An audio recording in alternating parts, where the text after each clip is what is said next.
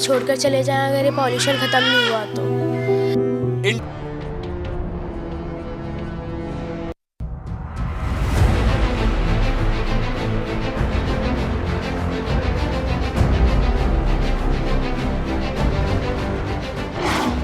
न गोली न बंदूक न बम, दिमाग को ही कर देंगे बेदम।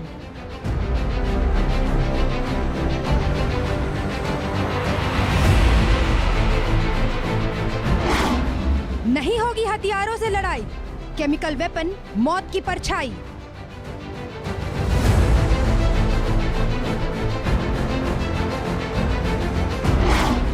महसूस होगी मौत की गंध, खत्म हो जाएगी पूरी जंग।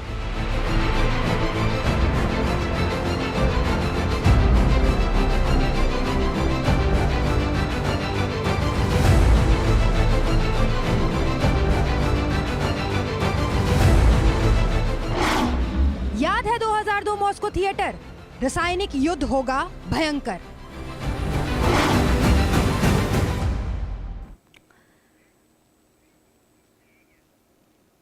कल्पना कीजिए एक ऐसा हथियार जो आपके दिमाग को हैक कर ले, आपकी यादें मिटा दे, आपके फैसले बदल दे और आपको दुश्मन की कठपुतली बना दे। सुनने में साइंस फिक्शन लगता है ना, लेकिन सच्चाई इससे भी ज्यादा डरावनी है। दुनिया के टॉप वैज्ञानिक चीख चीख कर चेतावनी दे रहे हैं कि ब्रेन वेपन्स यानी कि मस्तिष्क हथियार अब हकीकत बन चुके हैं। अमेरिका, चीन और रूस जैसे सुपर पावर देश चुपके से ऐसे हथियारों पर करोड़ों डॉलर बहा रहे हैं जो आपके सोचने समझने की ताकत छीन लें। और सबसे बड़ा शौक, रूस ने तो इसका इस्तेमाल पहले ही चेक कर लिया है, जिसमें सैकड़ों निर्दोषों की जान चली गई। सोचिए और ये रिपोर्ट देखिए और अपने दिमाग पर कंट्रोल कीजिए। ये खुलासा नहीं बल्कि दुनिया में हो रही एक बड़ी साजिश की परतें उधेड़ने की सच्ची कहानी है। ब्रैडफोर्ड यूनिवर्सिटी के डॉक्टर माइकल काली और प्रोफेसर मैल्कम डेंडो ने अपनी नई किताब में इस माइंड कंट्रोल के काले राज खोले हैं और हेग में होने वाले रासायनिक हथियार सम्मेलन में वे दुनिया के सामने ये सच लाने वाले हैं। ये सिर्फ हथियार नहीं, मानवता पर हमला है। प्रोफेसर डेंडो की ये चेतावनी दुनिया के थर्राने के लिए काफी है। केमिकल वेपन्स पर पूरी दुनिया में बैन लगा हुआ है, लेकिन कुछ दिग्गज देशों ने सम्मेलन के नियम युद्ध में रासायनिक जहरों को रोकते हैं, लेकिन विशेष परिस्थितियों में कुछ केमिकल्स की इजाजत देते हैं और यहीं से शुरू होता है खेल।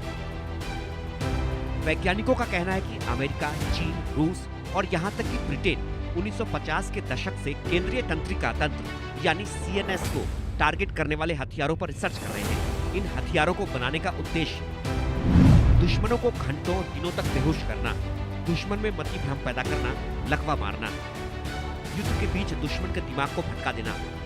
हर देश केमिकल वेपन्स को अपने पास चाहता है। वैज्ञानिकों का दावा है कि वैज्ञानिक मस्तिष्क के सर्वाइकल सर्किट्स को निशाना बना रहे हैं। नर्व पाथ जो डर, नींद, गुस्सा और फैसले कंट्रोल करते हैं। ये रिसर्च बीमारियों के इलाज के लिए अच्छी है, लेकिन हथियारों में बदलकर ये माइंड ब्रेकर्स बन जाते हैं।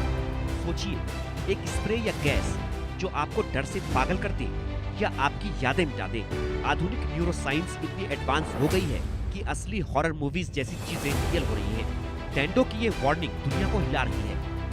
अगर अब नहीं रोका गया तो भविष्य में लोग अनजाने में कंट्रोल्ड हो सकते हैं, किसी भी बात को मानने के लिए या केवल निष्क्रिय बनाने के लिए। वैज्ञानिकों का दावा है कि अमेरिकी आर्मी ने BZ नाम का एक ऐसा केमिकल बनाया। BZ हेलुसिनेशन और दिमागी कमजोरी पैदा करता है। अमेरिका ने 60,000 किलोग्राम BZ बनाया। BZ से 340 किलोग्राम के क्लस्टर बम तैयार किए। 1955 में वियतनाम युद्ध में इस्तेमाल की प्लानिंग थी, लेकिन वो उस समय रुक गया। अमेरिकी सैनिकों पर इसका टेस्ट हुआ, लेकिन क्या कभी यूज हुआ, ये अब तक एक रहस्य बना हुआ है। इसी तरह चीन की नार्कोसिस गन, एक ऐसी बंदूक जो बेहोशी के केमिकल्स वाली सीरीज फायर करती है। जरा सोचिए, क्या ये सुपर पावर्स हमें मानसिक रूप से गुलाम बनाने की राह पर है? पहली और इकलौती बार CNS हथियार का युद्ध में इस्तेमाल रूस ने 2002 में मॉस्को थिएटर घेराबंदी में चेचन आतंकियों ने 900 लोगों को बंधक बनाया। रूसी फोर्सेस ने फेंटेनाइल बेस्ड गैस छोड़ी जो हमलावरों को बेहोश करती थी। नतीजा 120 बंधक मारे गए और बाकी कईयों को लाइफ टाइम हेल्थ प्रॉब्लम्स। ये सिर्फ शुरुआत थी। वैज्ञानिक कहते हैं अब ये हथियार मति भ्रम से आगे निकल चुके हैं, दिमाग को पूरी तरह कंट्रोल करने की ताकत रखते हैं। अब हेग सम्मेलन में ये मुद्दा गूंजेगा, लेकिन क्या सुपर पावर्स सुनेंगे या हम एक ऐसे युग में घुस रहे हैं जहां दिमाग सबसे बड़ा बैटलफील्ड बनेगा? आपके मन की आजादी दांव पर है। क्या दुनिया समय रहते जागेगी या ब्रेन वेपन्स की छाया में डूब जाएगी? Bureau report, India news.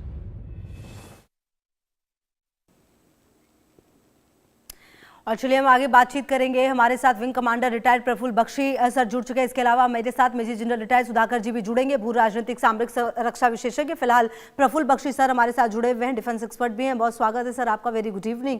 Praful sir, ये जो एक तरह से वॉर चल रही है और जो ये स्थिति फिलहाल विकसित देशों की दिख रही है, इससे सर क्या समझ में आता है कि किस तरह से अब भारत को इस पर काम करने की जरूरत होगी क्या? क्योंकि कहीं ना कहीं अगर इस तरह की टेक्नोलॉजी सामने आ चुकी है तो ये तो बहुत ही एक डराने वाला खुलासा है। आपको मैं ये आश्वासन देता हूं, thank you very much first की calling me on a programme, but मैं आश्वासन देता हूं कि ये टेक्नोलॉजी ओवरग्राउंड वर्कर्स टेररिस्ट के हाथ में आएगी और इसका इस्तेमाल किया जाएगा। ये जिसको कहते हैं आपके मानसिक स्थिति को कंट्रोल करना और उसको नियंत्रण में लाना और उसको कैपेसिटेट करना, आपको भ्रम पैदा करना, ये सारा का सारा खुशबू जी ये बहुत ही ज़्यादा घातक हो सकता है ये, क्योंकि केमिकल वेपन्स को जो और जो प्रोटोकॉल था और बायोलॉजिकल वेपन के प्रोटोकॉल में कुछ खामियां रह गई थी, लूप होल्स, उन लूप होल का फायदा उठाया था। एक्सपेरिमेंट में ये अलाउड था इनका इस्तेमाल करना और इस लूप होल का फायदा उठाकर इन्होंने इसको इस्तेमाल करना शुरू किया। वैसे तो प्रोटोकॉल 1 और प्रोटोकॉल 2 और 1977 में इन लूप होल्स को कवर किया गया था, पर इसको नहीं कवर किया गया था और इसका फायदा उठा रहे हैं। और वैसे इसके ऊपर BZ के ऊपर तो एक्सपेरिमेंट हो चुके हैं। अमेरिका ने अपने ही सोल्जर्स के बारे कहा जाता है, इट इज एलिज्ड, अपने ही सोल्जर्स में एक्सपेरिमेंट किए थे फिर लेट 50s अर्ली 60s में, और ये वियतनाम में इस्तेमाल करना चाहते थे। देखिए ऐसा है, आपको मैं छोटा सा उदाहरण देता हूं, टीयर गैस है, टीयर गैस लड़ाई में अलाउड नहीं है क्योंकि केमिकल वेपन है, पर आपकी पुलिस इस्तेमाल कर रही है। अब आप ऐसी कई और चीजों का देखिए, ये लूप होल्स में आते हैं और इसका इस्तेमाल अब हो सकता है। और जब टीयर गैस का जरूरत से ज्यादा इस्तेमाल होता है, आपको पता क्या होता है, लोगों को बहुत ही नुकसान हो सकता है। पर कई जगह पे जिनीवा कन्वेंशन में भी लूप होल रह गए हैं, खामियां रह गई हैं। इसलिए आपके मानसिक कंट्रोल करना, अब आप देखेंगे लड़ाई के दौरान तो होगा ही, पर लड़ाई से पहले भी जब मैं जिसकी बात कर रहा हूं होगा, क्योंकि भारत में सबसे ज्यादा प्रकोप ओवरग्राउंड वर्कर्स का है, जिसको स्लीपर सेल्स कहते हैं। इनके हाथ में यह वेपन आया समझिए, और ये जब तक अब हमारी इंटेलिजेंस को बहुत तत्परता दिखानी पड़ेगी इनको चेकअप करने के लिए, इसकी एजुकेशन, इसके ट्रेनिंग प्रोग्राम पैरामिलिट्री फोर्सेस को और सिक्योरिटी फोर्सेस को देने पड़ेंगे कि ये असली चीज क्या है। ये सिर्फ टेलीविजन डिस्कशन पे नहीं लिमिट रह जाना चाहिए, इसका ट्रांसलेशन ग्राउंड पे होना चाहिए, तब आपकी बात बनेगी।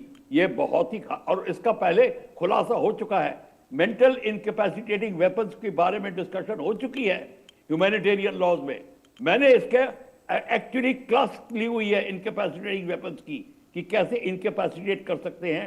क्या ये जिनीवा कन्वेंशन ने बैन किया है, नहीं किया है, ये प्रॉब्लम है, सबसे बड़ी प्रॉब्लम। तो खुशबू जी आपको मैं बता देता हूं, ये बहुत ही घातक इस्तेमाल हो सकता है इसका। 340 ग्राम का जो क्लस्टर बॉम्ब की बात कर रहे हैं वो एयरफोर्स भी यूज कर सकती है। अगर आपको कई कंट्रीज अपने ट्राइबल एरियाज को बॉम्ब कर रही हैं, इससे द्वारा कर रही हैं। कई कंट्रीज में अपने ट्राइबल को कंट्रोल करने के लिए पाकिस्तान ने अपने ट्राइब पे बॉम्बिंग की है, तो उन्होंने इस तरीके से कर सकते हैं। बर्मा में, म्यांमार में हुआ है, हर जगह हो रहा है। तो ये इसको अब इसको सारे कंट्रीज मिलके इसके ऊपर बहुत बड़ा, जिसको कहते हैं, प्रतिबंध लगाने की बात करेंगे।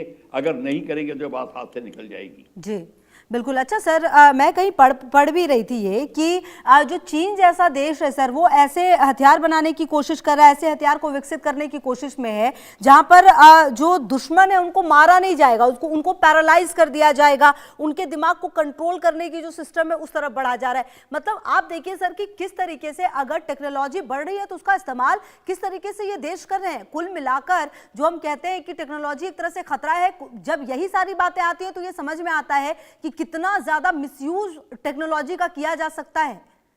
बिल्कुल किया जा सकता है, और चीन क्यों नहीं करेगा। चीन देखिए, चीन की पॉलिसी बड़ी क्लियर है, उसकी डॉक्ट्रिन बड़ी क्लियर है, क्रिस्टल क्लियर है। अपने देश के हित में जो हो करो, वो करेंगे।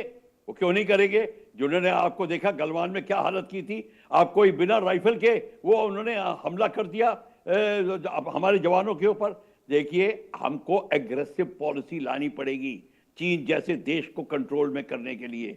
चीन करके रहेगा, ये आप लिख के ले लीजिए मेरे से। और हमको क्या करना है, आप इसकी चिंता करिए, हमसे क्वेश्चन पूछिए भारत को क्या करना चाहिए। मैं इसकी मेरे को ज्यादा फिक्र है। चीन तो कर रहा है और करेगा। चीन पाकिस्तान को भी देगा, और चीन ये टेक्नोलॉजी किसी को भी देगा जो उसके काम आएगा, बांग्लादेश को देगा। और मैं बताता हूं, एक बार बांग्लादेशियों के हाथ में आ जाएगा, आप देखेंगे नॉर्थ ईस्ट में इसका इस्तेमाल शुरू हो जाएगा। ये होगा। फिर हम क्या करेंगे, हमें यह देखना है कि हमारा क्या अगला स्टेप होना चाहिए। हमारे पार्लियामेंट में क्वेश्चन कब रेज होगा, कब ये बात इसकी डिस्कशन होगी, कब इसके लिए कदम उठाए जाएंगे। क्या हमारी पूरी ट्रेनिंग, और यहां तक कि अब आपको सिविल डिफेंस को भी इसके बारे में बताना पड़ेगा, क्योंकि लड़ाई के दौरान आपके सिविलियंस को संभालने वाले सिविल डिफेंस होते हैं, वो उनको बताना पड़ेगा। आपकी पैरामिलिट्री फोर्सेस को, डॉक्टर्स को, हॉस्पिटल में स्पेशल वार्ड्स खोलने पड़ेंगे कि अगर ऐसा होता है तो क्या होगा। अब जो लाल किले के सामने अभी हुआ था पिछले 2 हफ्ते पहले, इस वेपन का यूज किया होता तो क्या उनको, किसको चिंता है इस बात की। कोई रोक नहीं सकता उनको, वो तो कर देते। पर शुक्र है उनके हाथ में नहीं आया। अभी भी देर नहीं हुई है, हमको इसके ऊपर एकदम से जाग जाना चाहिए। मैं आपके चैनल की सराहना करता हूं कि ये पॉइंट आप लेके आए हो, नहीं तो लोग ऐसे सपनों की दुनिया में खोए हुए हैं। तो ये आपको बहुत, हमें इसके ऊपर और डिस्कशंस करने चाहिए, और इसके ऊपर स्पेशल अपने वकीलों को, जुडिशरी को, उनको भी अवगत कराना चाहिए कि ऐसी चीजें हो रही हैं, कुछ सोचिए इसके बारे में। जी बिल्कुल सर। और major general retire Sudhakar ji भी जुड़ गए हमारे साथ, भू राजनीतिक सामरिक रक्षा विशेषज्ञ हैं। बहुत स्वागत है सर आपका भी। सुधाकर जी, देखिए सर से हम प्रफुल्ल सर से यही डिस्कस कर रहे थे कि कितना ज़्यादा टेक्नोलॉजी का मिसयूज जो है वो करना आता है इन देशों को, क्योंकि अब देखिए ये तो समझ में आ गया है कुछ देशों को कि हमारे पास सब कुछ है। मतलब भारत जैसे देश जो है, और भी 1-2 जो विकासशील से विकसित बनने की राह में जो है, वो अपने रक्षा तंत्र को मजबूत कर रहे हैं, वो खुद आत्मनिर्भर हो रहे हैं। तो अब उन्होंने ये एक नया तरीका निकाला है कि भाई ऐसा करो कि दुश्मन को पैरालाइज कर दो, ऐसा करो कि दुश्मन के दिमाग को ही खत्म कर दो, तो वो युद्ध लड़ने की जरूरत ही नहीं पड़ेगी। मतलब टेक्नोलॉजी का इस्तेमाल किस तरीके से किया जाएगा। नमस्कार खुशबू जी, आपने आपके शो के लिए मुझे इनवाइट किया, और मेरे डिस्टिंग्विश्ड को पैनलिस्ट साहब को बधाई देता हूं। He deserves to have the last say on any subject, he is an authority and I have highest of regards for him. Thank you, sir. कहाँ से शुरू करें। जो बात आपने छेड़ा है, ये आपको मैं बधाई देना चाहता हूँ इंडिया न्यूज़ को कि ये आपने कम से कम बेटर लेट देन नेवर, जैसे विंग कमांडर प्रफुल्ल बख्शी साहब ने काफ़ी अच्छी तरीके से व्याख्या किए हैं कि ये बहुत अर्जेंट है। मिसाल के तौर पे मैं एक छोटा सा एग्जाम्पल देना चाहता हूँ, शायद हमारे व्यूअर्स को समझ में नहीं आया होगा। ये हाल ही दिल्ली ब्लास्ट के साथ जुड़ा हुआ जो केमिकल निकला है कैस्टर ऑयल से, राइसिन, शायद लोगों को पता नहीं होगा। राइसिन को अगर आप एरेसोल, एक तो तरीका है खाने के साथ मिला के या उसका जिस फॉर्म में है उस तरह यूज़ करो, लेकिन ज़्यादा अगर दुश्मन के खिलाफ एक्शन लेना चाहते हैं, एरियल प्लेटफॉर्म ड्रोन के जरिए से, अगर आप दिल्ली जैसा सिटी जहाँ पे मान लीजिए कितना होगा पॉपुलेशन, 2 करोड़ 2.5 करोड़ होंगे, तो पूरा दिल्ली सिटी को अगर कवर नहीं कर पा रहे हैं, अगर थोड़ा बहुत भी कवर करते हैं 1/4 एरिया, तो एरेसोल के जरिए से 5 मिलियन यानी कि 50 लाख की लोगों की डेथ चंद एक सेकंड में हो सकता है। ये उसकी काबिलियत है। राइसिन, शुक्र है हमारे इंटेलिजेंस एजेंसी ने पकड़ लिया है सही टाइम पे। एक और उदाहरण देता हूं ताकि हमारे जो व्यूअर्स है उसको समझ में आ जाएगा।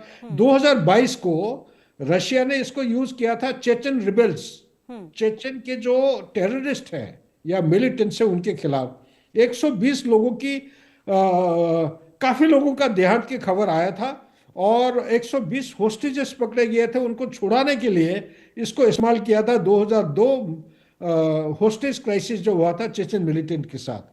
तीसरा एग्जांपल यहीं पे मैं देना चाहता हूं कि ये कहना ठीक नहीं होगा कि भारत में कुछ नहीं हुआ है। भारत में बहुत कुछ है, हमें पता नहीं है।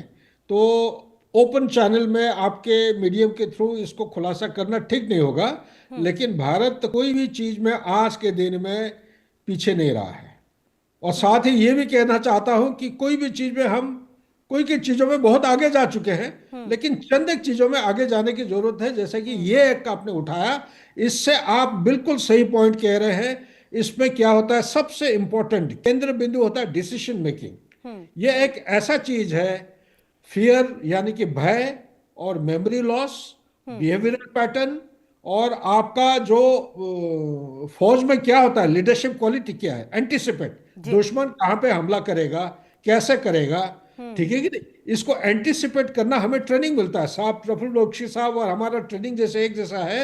एक लीडर को लीडर माना जाता है जो वो अंदाज लगा सकता है कि ये होने वाला है, ताकि उसको रोकथाम के खिलाफ वो एक्शन ले सकता है। उसी को जो नाकामयाब करने में चंद एक केमिकल को यूज करते हैं।